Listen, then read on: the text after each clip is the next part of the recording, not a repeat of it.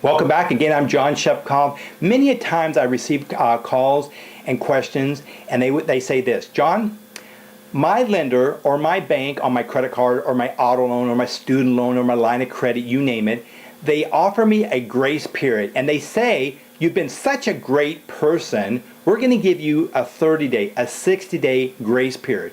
What does that actually mean? And I'm glad if you're listening to this, you're going to want to pay attention to this, okay? First of all, number one, never fall for such a thing as a grace period. Nobody out there works for free. I promise you. If you don't know this, all banks are in business to make money. And that's a fact.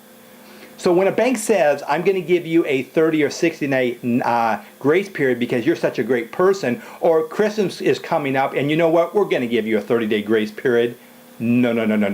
Remember, if you've heard me on the other videos, I told you that when you are 30 days late, a one-time 30, what does that really mean? You know that you're a 60.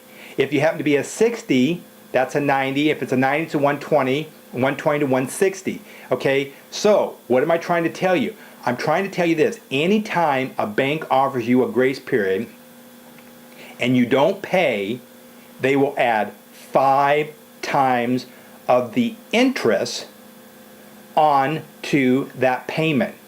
Promise you, that's exactly how it works, because they give you a grace period. Now, why can they do that?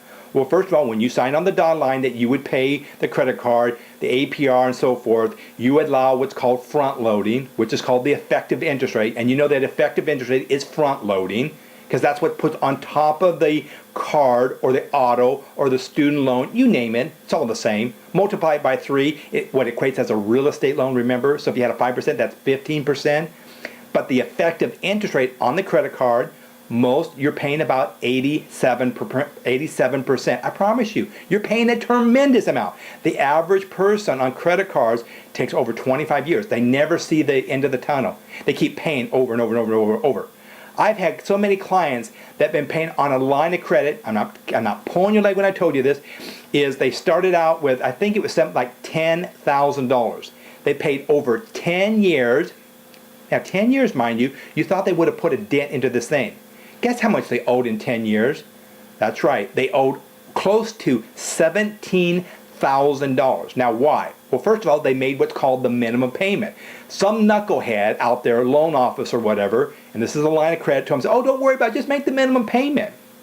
When I put the loan and I got him out of debt, and I called to the bank, and this was Washington Mutual at the time, and I restructured the loan for him, and I said, it started out $10,000, you're now saying it's $17,000, and then they wanted to put all their interest on top of it, so when it was all said, we were looking at $20,000 that we had to pay this loan off.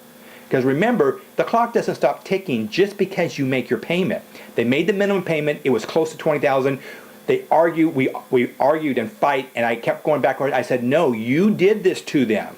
You did this. Oh no, they refinanced. No, I said, I've asked my clients over and over and again. I said, you're absolutely positive. Are you sure? Oh no, John, I'm telling you right now, we have never ever refinanced. Really? You've never refinanced. Well, how did it go from 10,000 all up to 17? And plus, because I got to pay all these fees to get this loan paid off, because remember, your 30 days of interest that you got on top of that, plus the amount of whatever it is, and it's going to be about $20,000 that I've got to pay off. I talked to the bank. Oh, Mr. Shepkov, we got to be upfront with you. This is Washington Mutual now telling me. Yes, we are now admitting that we did this to the consumer. How is that possible? They made the minimum payment. I tell people, if you have a line of credit, never, ever, ever go over 3 years. That's my rule of thumb on a line of credit. Never, never. Because a line of credit is like a credit card. So never go over 3 years. You've got to get the thing paid off somehow, some way. You got to do it.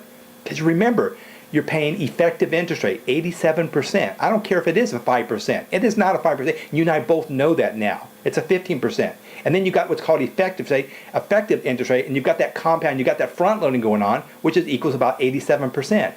Washington Mutual finally agreed and said, yes, John, you're absolutely correct. We agree. We did this to them. I got them out of debt. They were going to get out of debt, and I think if I did all the figures, I restructured the whole thing for them. This was years and years and years and years ago. It was going to take them about 7.5 years. At the rate they were going, they were never ever, and they were up in their age, and they're getting ready to retire, and they said they wanted to become debt-free, and they didn't know how to do it. They've been trying, and they thought that the line of credit was almost over with until they found out the real story when I actually got the payoff demand and I checked it out, and they were just shocked. They listened to me, and it worked. So be careful, okay? Be careful, because you don't want to keep paying on credit card. You need to expedite it as quick as possible. If you like what I'm saying, and I'm sharing, because I want to educate you, I want to empower you so that you can teach your children. You can't learn this in school or college anymore. I encourage you to do exactly what you got to do. Give me a thumbs up, refer all your friends, and I'll give you $100 for the referral fee. Stay tuned to the next video.